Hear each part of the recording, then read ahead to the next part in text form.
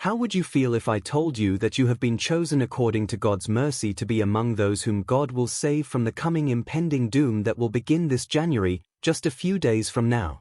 Take everything you will hear here seriously, for time is not on our side. Now, because you found this message, kindly tell us where you are watching from so that we can pray for you and your family. Also, if you are led by the Spirit, kindly drop a word of advice for someone in the comment section. I will begin reading today's experience. My name is Captain David Morrison, and for the past 19 years, I've been flying commercial aircraft across this nation and beyond. I'm a man who has always lived by precision, protocol, and practical thinking. I trust what I can see, measure, and verify. But what happened to me last month in my own home has completely shattered every certainty I thought I had about reality, and I can no longer keep silent about what I was shown. I had just returned from a 3-day flight rotation. I was in my garage, working on some repairs to my motorcycle, something I did to unwind after long stretches in the cockpit. I had the bike propped up and was underneath it when the jack suddenly failed.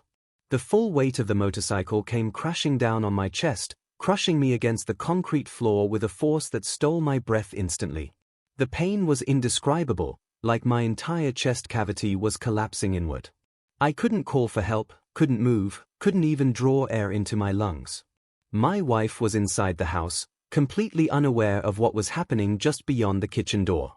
I felt my consciousness beginning to slip away as darkness closed in from all sides, and in those final moments, I remember thinking this was the most absurd way for a pilot to die, not in the sky where I belonged, but trapped under a motorcycle in my own garage. Then everything went silent. What I experienced next defies every rational explanation my mind has been trained to accept. I felt myself separating from my physical body with a sensation I cannot adequately describe. I was floating above the scene, watching my own body lying motionless on the garage floor, blood pooling beneath my head. But I wasn't in the garage anymore. The walls had dissolved, and I found myself standing in a place that seemed to exist outside of normal space and time. The light surrounding me wasn't coming from any source I could identify, it simply was emanating from everywhere at once, warm and alive with an energy that penetrated straight through to my soul. The air itself seemed to pulse with purpose, and I understood immediately that I had crossed a threshold between the physical world and something infinitely greater. That's when I saw Jesus approaching. I cannot adequately describe his appearance because it transcended anything my earthly eyes had ever seen, but every fiber of my spiritual being recognized who stood before me. When he looked at me, I felt completely exposed, as if my entire life, every thought, every action, every secret moment lay open before his gaze. Yet there was no condemnation in his eyes, only a love so deep and complete that it brought me to my knees. The space around us shifted, and suddenly I found myself looking down at the earth from an impossible height. I could see continents and nations spread out below like a living map, but what struck me most powerfully was something I had never perceived before. There were currents of light and darkness moving across the planet, swirling and colliding like weather systems in the spiritual atmosphere. He showed me that these were the invisible forces of good and evil that have always battled for human souls, but that most people walk through their entire lives completely blind to this war raging around them every single day. He pointed towards specific dates that glowed like beacons on a calendar I could somehow see suspended in the spiritual realm. January 14th through 20th shone with an intensity that made everything else appear dim by comparison. He revealed to me that these 7 days would witness an unprecedented outpouring of divine presence across the entire planet, but that this awakening would not bring the unity that many expect. Instead, it would divide humanity more sharply and permanently than any war or ideology ever has. He showed me the first day, January 14th, and what I witnessed filled me with both wonder and deep concern. I watched as people across America and around the world suddenly stopped in the middle of their normal routines. In shopping malls and subway stations, in offices and schools, millions of individuals felt something washing over them like an invisible wave, something they couldn't explain or ignore. He showed me a construction worker in Phoenix who was operating heavy machinery when he suddenly felt an overwhelming presence that made him shut down his equipment and sit in stunned silence. Tears began streaming down his weathered face as years of anger and bitterness melted away in seconds, replaced by a peace he had never known. He understood in that moment that he was known, completely and utterly known by a love that had been pursuing him through every mistake and broken relationship of his life. I saw a lawyer in Boston sitting in her high-rise office, surrounded by case files and expensive furnishings that represented years of ruthless ambition. The same wave touched her, and for the first time since law school, she felt something crack in the armor she had built around her heart. She fell to her knees on her designer carpet, weeping for reasons she couldn't articulate, sensing that everything she had sacrificed for her career meant nothing compared to what she had lost along the way. Across the nation, young people put down their phones and stared at nothing, or perhaps at something only they could see. A hunger stirred in their hearts, a desperate longing for meaning that all the social media validation and digital entertainment had never been able to satisfy. Some cried out in their bedrooms, begging for something real to fill the emptiness that had haunted them since childhood. But he also showed me the other response, and this broke my heart more deeply than I can express. I witnessed countless people who felt that same spiritual stirring but immediately pushed it away. They turned up their music louder, threw themselves deeper into their work, reached for substances to numb the uncomfortable awakening happening inside them. They sensed something calling to them from beyond the material world, but fear and pride made them reject it, slamming shut the doors of their hearts against the very presence that could save them. He revealed to me that this pattern would intensify over the following days. Each person would be given multiple opportunities to respond, but each rejection would make the next response harder, as if their hearts were slowly turning to stone with every refusal. He showed me that by the end of these 7 days, the choices people made would set them on trajectories that would determine not just their earthly futures, but where they would spend eternity. The vision shifted to January 15th, and I saw something that shook me to my core. He showed me churches across the nation experiencing two completely opposite realities simultaneously. In some congregations, the most beautiful scenes of genuine spiritual renewal were unfolding. I watched pastors falling on their faces before their own people, confessing that they had been more focused on building successful ministries than on actually knowing Christ. The presence of God moved through these gatherings with such power that physical healings occurred spontaneously as believers prayed for one another. I saw a woman who had been confined to a wheelchair for 12 years suddenly stand and walk, her legs strengthened by supernatural power that defied medical explanation. A man who had been battling stage 4 cancer felt tumors dissolving inside his body as the congregation laid hands on him and prayed with an authority they had never experienced before. These weren't staged performances or emotional manipulation. The supernatural power flowing through these services was as tangible as electricity, and even skeptics who wandered in out of curiosity found themselves unable to deny what they were witnessing. Barriers between denominations began crumbling as believers realized that experiencing God's presence mattered far more than their theological disagreements or traditional practices. But in other churches, a heartbreaking scene unfolded. Religious leaders were actually speaking against the supernatural manifestations, warning their congregations that such displays were either psychological manipulation or even demonic deception. These pastors, more concerned with maintaining control and preserving their comfortable routines, actively discouraged their people from embracing the spiritual awakening that was sweeping across the land. He wept as he showed me these divisions. He revealed to me that he was calling his true followers out of dead religious institutions and into authentic relationship with him. The separation would be painful but absolutely necessary, because he would not allow his church to remain lukewarm when such a critical moment had arrived. Congregations that had worshipped together for generations split apart, with some embracing the revival while others condemned it as dangerous fanaticism. January 16th brought visions that challenged everything I thought I understood about the boundaries between the spiritual and physical worlds. He showed me phenomena occurring across the planet that defied natural explanation. In regions suffering from severe winter storms, where the patterns suddenly shifted in ways that meteorologists couldn't explain. Communities where believers had gathered in desperate prayer experienced breaks in the storms, as if an invisible hand was holding back the snow and ice. Meanwhile, areas where the awakening had been rejected faced even harsher conditions, as if nature itself was responding to spiritual choices. I watched as unexplained lights appeared in skies across multiple continents. These weren't aircraft or satellites or any phenomenon that scientists could identify.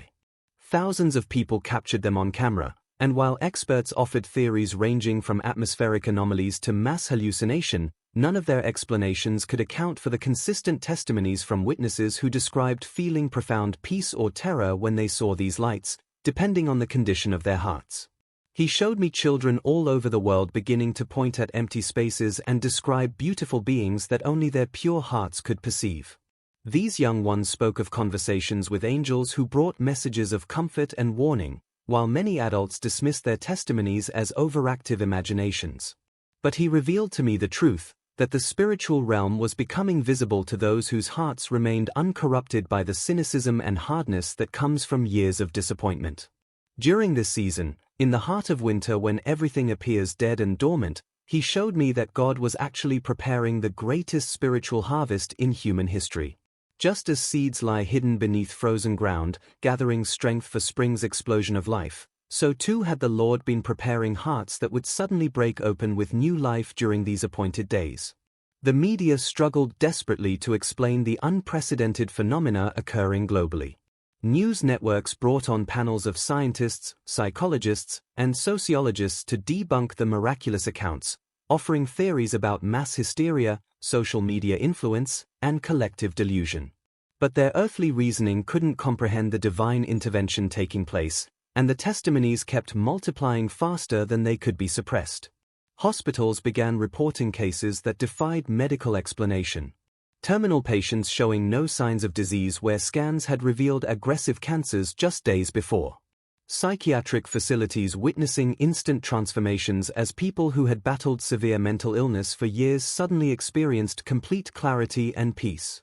Emergency rooms in certain areas found themselves nearly empty where concentrated prayer was happening, while remaining overwhelmed in regions where the spiritual awakening had been violently rejected. But as these miraculous signs increased, so did the opposition. He showed me religious authorities who had long ago stopped believing in God's supernatural power appearing on television networks, denouncing the revival as mass hysteria or satanic deception. They warned their followers to resist the emotional displays and supernatural manifestations, choosing the security of predictable religion over the uncertainty of genuine encounter with the living God. January 17th marked a dramatic shift into even more intense spiritual warfare. He revealed to me that the supernatural activity had become so undeniable that even the most hardened skeptics could no longer easily dismiss what was happening around them. I watched as university professors who had spent entire careers teaching that religious belief was merely psychological conditioning suddenly fell to their knees in their lecture halls. Visions and encounters shattered every intellectual barrier they had constructed against faith. Their students watched in stunned silence as these champions of secular thought wept and confessed that they had been wrong, that there was indeed something beyond the material world, something that demanded a response. He showed me business executives abandoning their corporate offices to seek forgiveness for years of greed and corruption. Leaders who had built empires on manipulation and exploitation found themselves unable to sleep, haunted by the faces of employees they had destroyed and communities they had harmed in their pursuit of profit. Some confessed publicly, accepting the destruction of their reputations because their awakened consciences would no longer allow them to hide behind carefully crafted public images. Politicians who had built careers on deception began experiencing what could only be described as spiritual crises. He revealed senators and representatives weeping in private, tormented by the weight of lies they had told and lives they had damaged through corrupt policies. Some chose to come clean regardless of the political cost, while others doubled down on their deceptions, choosing to maintain power at any price to their souls. The harvest he had spoken of was happening before my eyes, and his face radiated pure joy as souls that had been lost in darkness for decades suddenly turned toward the light. Gang members threw down their weapons as divine love melted hearts hardened by years of violence. Drug dealers walked away from lucrative operations, unable to continue destroying lives now that they understood the eternal consequences of their actions. Human traffickers released their captives and turned themselves into authorities, seeking any way to make amends for the evil they had perpetrated. He told me that this was what he had been waiting for through centuries of human rebellion. These were his children finally coming home after wandering in the wilderness of their own making. Every angel in heaven was rejoicing over each soul that chose to respond to his call during these critical days. But even as this glorious awakening spread, I witnessed the other side of the separation with growing horror. Those who had chosen to reject the spiritual stirring were becoming increasingly desperate and violent in their rebellion. Riots broke out in major cities where people tried to silence the voices of those testifying about their supernatural encounters. He showed me government officials meeting in emergency sessions, discussing how to contain what they called religious extremism and mass delusion threatening social stability. Plans were drawn up to monitor and restrict the movements of anyone identified as participating in the revival. Social media platforms began systematically removing posts about miraculous healings and divine encounters, labeling them as dangerous misinformation that threatened public safety and rational discourse. Technology companies developed sophisticated algorithms specifically designed to identify and suppress spiritual content. Artificial intelligence systems scanned millions of conversations, flagging keywords and phrases associated with the awakening. Banking institutions prepared to freeze accounts belonging to anyone who publicly testified about encountering God or participating in unauthorized religious gatherings. January 18th brought visions that filled me with both awe and urgent desperation. He revealed to me that this day would mark a significant escalation in both the spiritual awakening and in physical events that would shake the nation. The division between light and darkness would become so stark that families would be torn apart over what they had experienced during these days. I watched parents disown adult children who testified about encounters with Jesus, calling them brainwashed or mentally unstable. Siblings turned against each other with a bitterness that seemed disproportionate to simple religious disagreement, as if something deeper and darker was driving the hostility. Marriages dissolved when one spouse embraced the revival while the other rejected it with increasing contempt and even violence. The spiritual line being drawn was not based on church membership, religious background, or even moral behavior, but solely on the condition of individual hearts when confronted with the reality of God's presence. Lifelong atheists who had mocked believers for years suddenly became passionate followers of Christ, while people who had attended church their entire lives and served in leadership positions revealed that they had never actually surrendered their hearts to Him. But then He showed me something that made my blood run cold. He revealed to me that in the midst of this spiritual awakening, America would begin facing severe consequences for how she had treated other nations throughout her history. The same country that had presented itself as a beacon of freedom and justice while simultaneously engaging in exploitation, manipulation, and violence across the globe would find herself facing coordinated attacks from nations she had oppressed and betrayed. He showed me foreign powers who had long memories of American interference in their governments, American weapons that had killed their civilians, American economic policies that had kept their people in poverty while enriching American corporations. These nations had been watching and waiting, and they recognized that America divided against herself could not effectively defend herself. I saw military strategists in distant capitals studying America's vulnerabilities with cold calculation. They understood that a nation tearing itself apart over spiritual matters was ripe for exploitation. While believers and skeptics fought over the reality of the supernatural events unfolding, these adversaries prepared to strike back for decades of wounds they had never forgotten. He showed me cyber attacks that would cripple infrastructure in major cities. Power grids failing, not from equipment malfunction but from coordinated digital warfare launched by nations that had been perfecting these weapons for years. Water treatment facilities shut down, leaving millions without access to clean water. Communication networks disrupted, making it nearly impossible for government officials to coordinate responses to the cascading crises. But the physical attacks would be even more devastating. He revealed missiles launched from unexpected locations, striking military installations that had long been considered impregnable. Technology that America had sold to supposed allies would be used against her by those same nations who had grown tired of being manipulated. Naval vessels would sustain damage in coordinated strikes. Air Force bases would find their defenses penetrated by weapons systems they hadn't anticipated facing on their own soil. I watched American cities experience explosions and devastation that citizens thought only happened in distant war zones. The comfortable bubble of security that Americans had lived in for generations would be violently shattered as the violence they had exported to other nations finally returned home. Shopping centers and office complexes would become dangerous places as operatives activated by foreign governments carried out coordinated attacks designed to create maximum terror and chaos. He showed me that these attacks would begin in the latter part of January and continue escalating through the winter and into spring. The government would struggle to respond effectively because the same spiritual division affecting the general population had penetrated every level of military and political leadership. Commanders would disagree over how to respond, with some demanding immediate retaliation and others recognizing that America's actions had provoked this response.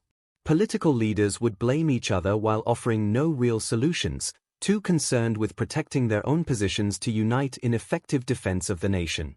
But here is what he revealed that changed everything I understood about these coming attacks. Those who had received the light during the first days of January, those who had opened their hearts to God's presence and committed themselves to following Christ no matter the cost, would experience supernatural protection even in the midst of the violence. I watched believers in cities under attack who remained completely unharmed as destruction raged around them. Buildings collapsed, but the apartments where prayer meetings were happening stood untouched, as if surrounded by invisible shields that deflected the force of explosions. Missiles struck neighborhoods, but homes where families had gathered to worship were miraculously spared by trajectories that defied ballistic physics and left experts unable to explain the pattern of survival. He showed me communities of believers who had been obedient to inner promptings to relocate to certain areas before the attacks began.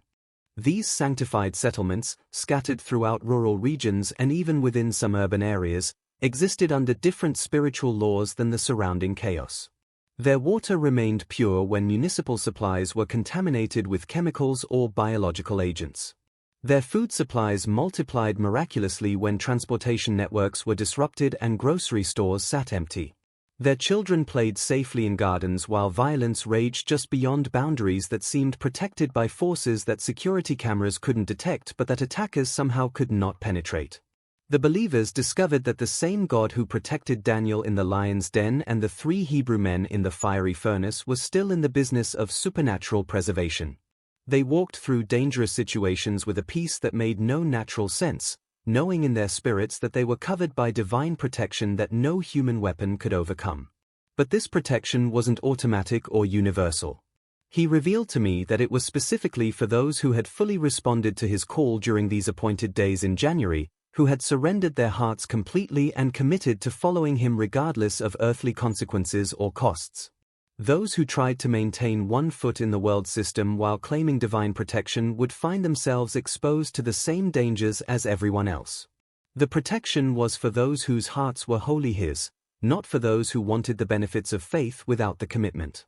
January 19th brought visions that showed me how different communities would respond to the national crisis. In congregations that had embraced the revival, I witnessed the most powerful demonstrations of faith and unity imaginable. Believers opened their homes to strangers who had lost everything in the attacks. They pooled their resources to care for the wounded and displaced, operating outside the failing government systems. They prayed with authority that brought healing and peace to traumatized souls who had witnessed horrors they couldn't process. These communities became islands of light in a sea of darkness, attracting desperate people who had nowhere else to turn. The supernatural provision flowing through these gatherings drew even hardened skeptics who came seeking food and shelter but left having encountered the living God. The miracles occurring in these places were undeniable, converting even the most cynical observers into passionate believers. I watched as believers who had received supernatural gifts during the awakening began operating in abilities that seemed impossible. Some could perceive spiritual dangers before they manifested physically, warning their communities to evacuate areas moments before attacks occurred. Others received detailed knowledge about hidden resources, food caches, or safe routes when all conventional information systems had failed. Children prophesied with accuracy that astounded adults, seeing in the spiritual realm with clarity that came from their pure hearts. But in churches that had rejected the revival, a different scene unfolded. He showed me religious leaders using the national crisis to advance their own agendas, claiming that the attacks were God's judgment on the revival movement itself. These pastors told their shrinking congregations that if everyone would just return to traditional religion and stop chasing after emotional experiences and supernatural manifestations, God would restore peace to the nation. Their message fell on increasingly deaf ears as people recognized the emptiness of religion that offered rules without power, theology without transformation, programs without presence. These churches watched their members drift away, some toward the revival communities where real supernatural activity was occurring and genuine love was being demonstrated, others toward complete abandonment of faith altogether, disillusioned by leaders who promised much but delivered nothing of substance when crisis revealed their bankruptcy. He revealed to me that the attacks on America would serve a dual purpose in his plan. First, they would humble a proud nation that had forgotten that all authority and blessing flows from God alone. America had exported violence and exploitation for decades, toppling governments, bombing civilians, and manipulating economies for her own benefit. Now she would taste the bitter fruit of her own actions, experiencing on her own soil the terror she had inflicted on others. But second, and far more importantly from an eternal perspective, the crisis would drive people to their knees in desperation, creating perfect conditions for spiritual awakening. When comfortable lives are shattered, when security systems fail, when government protection proves inadequate and military might cannot guarantee safety, people become willing to consider spiritual realities they had previously dismissed as irrelevant superstition. The attacks would strip away the illusion of self-sufficiency that had kept millions of Americans from seeking God. Financial security, military power, technological advancement, none of it would be able to protect them from the coordinated assault being launched by offended nations. In their desperation, many would finally turn to the only source of real security that has ever existed. I watched as the crisis accelerated the great separation that had begun on January 14th. Those who responded to suffering with hardness and blame became increasingly bitter and violent, lashing out at anyone they perceived as enemy or threat. Neighbors turned on neighbors, accusing each other of being sympathizers with the attacking nations. Vigilante groups formed to hunt down anyone who seemed different or suspicious.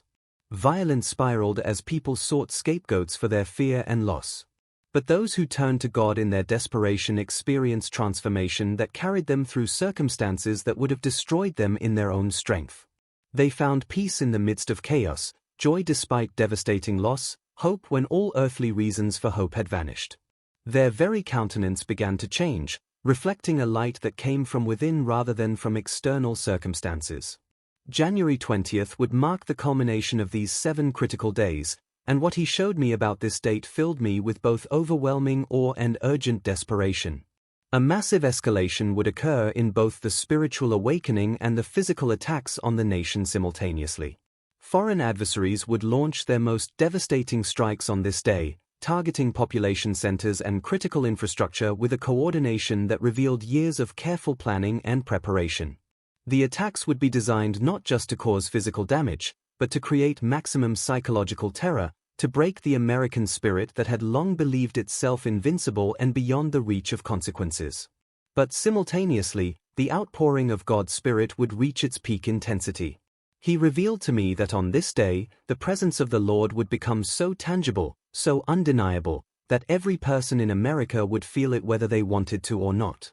There would be no escaping the reality of the supernatural, no comfortable middle ground between faith and skepticism, no way to maintain the pretense that life could continue as it had before.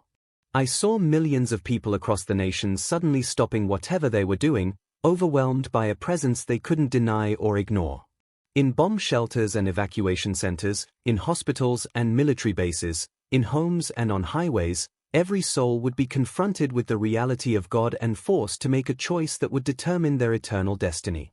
Those whose hearts had been prepared by responding to the earlier callings would experience the most beautiful transformation imaginable. Their faces would begin to glow with an inner radiance that reflected Christ dwelling within them.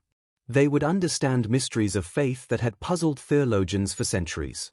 They would feel a peace that transcended every earthly fear, knowing with absolute certainty that they belonged to God and that nothing, not death nor life, nor angels nor principalities, nor things present nor things to come, could separate them from His love. These transformed believers would begin operating in levels of supernatural authority that would make the miracles recorded in Scripture seem commonplace by comparison. They would speak words of knowledge that exposed hidden things and brought conviction to hard hearts. They would pray for the sick and watch diseases vanish instantly, even conditions caused by the attacks. They would prophesy future events with accuracy that could not be explained by natural intuition or intelligence gathering. They would move in gifts of the Spirit that had been promised to the church but rarely manifested in previous generations. But for those who had repeatedly hardened their hearts against God's calling throughout the previous days, January 20th would bring a terrifying finality. He showed me that after this date, the window of easy opportunity would close.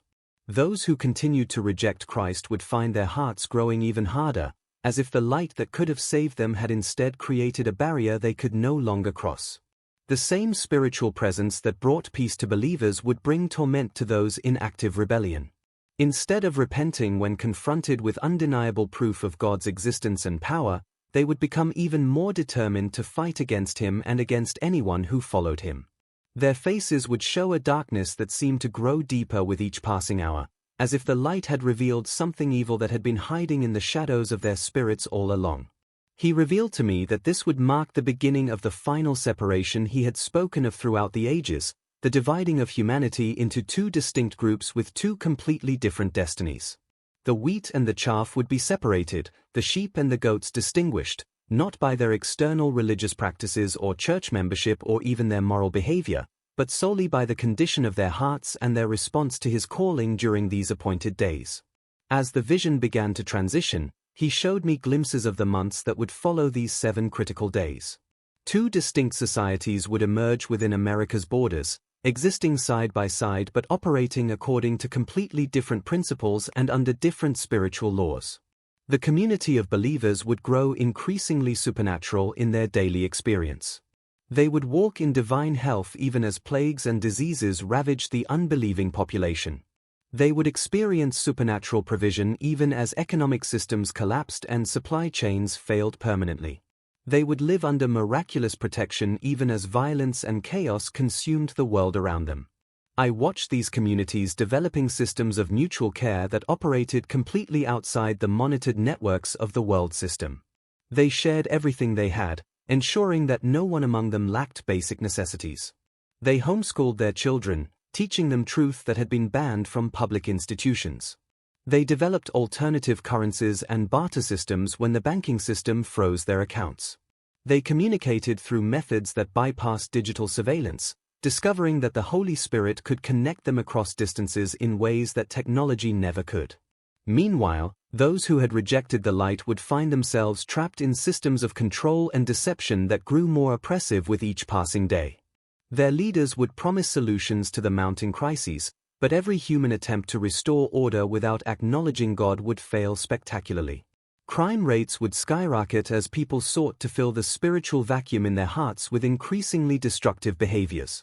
Mental hospitals would overflow with patients suffering from conditions that no medication could treat, souls slowly going insane trying to suppress the spiritual reality they had witnessed but refused to accept. The very atmosphere in regions where the light had been rejected would seem heavy with oppressive darkness that drained hope and joy from everyone who dwelt there. Technology that had once connected the world would become the primary weapon in the war against believers, with AI systems monitoring every transaction and conversation, searching for evidence of faith that authorities had labeled as dangerous extremism. As the vision began to fade and I felt myself being drawn back toward my physical body, He spoke final words that burned themselves into my memory with the intensity of fire. He told me that January 14th through 20th would determine the eternal destiny of millions of souls. He revealed that He loved humanity too much to let them perish without warning, but that His patience had appointed limits that would not be crossed. He showed me that those who prepared their hearts during these 7 days would be equipped to walk through the darkness ahead with supernatural peace and provision. They would be His witnesses in the midst of chaos, demonstrating to a desperate world that there is a God who loves them and a power that can transform even the most broken situations. They would be the light that draws others out of darkness in the months and years to come, operating with an authority and power that the early church would recognize. But those who rejected His calling would find themselves cut off from that light, trapped in systems of control and deception that would grow more oppressive with each passing day. They would watch believers experiencing peace and provision while they descended into increasing fear and scarcity. They would witness miracles happening in revival communities while their own lives spiraled into deeper chaos and despair. And the contrast would drive some to repentance even after the window had seemingly closed, but would harden others in their rebellion until they were beyond the reach of grace. The vision collapsed around me, and I found myself rushing through what felt like a tunnel of brilliant light that burned away every doubt I had ever harbored about the reality of the spiritual realm. My entire understanding of existence had been shattered and rebuilt, and I knew with absolute certainty that nothing would ever be the same. When I opened my eyes, I was lying on a hospital gurney, surrounded by paramedics and medical equipment. My wife was beside me, her face wet with tears of relief. She told me that she had found me in the garage, that I had been without a pulse for over 40 minutes before the paramedics arrived. The EMTs had worked frantically to revive me, and the doctors had no medical explanation for why I was alive, let alone why I showed no signs of brain damage from oxygen deprivation. But I knew why I was alive. I had been given a glimpse behind the veil separating the physical and spiritual worlds, and I had been entrusted with a message that could save lives and souls if people would only listen and respond. The weight of that responsibility settled on my shoulders, heavy but purposeful. I am Captain David Morrison, and I have seen what lies ahead for this nation and this world. The days between January 14th and January 20th will separate humanity into two groups based on one simple question: will you respond to God's calling with an open heart, or will you reject His voice and face the consequences of that choice? This is not about religion or denomination, not about being good enough or having perfect theology. It's about responding to the love of God when He calls your name, about opening your heart to His presence when He makes Himself known, about choosing life over death and light over darkness while the opportunity still exists. January 14th through 20th. These dates are not arbitrary. They are appointed times when heaven will invade earth in ways that cannot be ignored. The greatest spiritual event of this generation is about to unfold, and every soul will be forced to choose sides. There will be no neutral ground, no comfortable middle path. The vision has been given. The warning has been delivered. The choice is yours.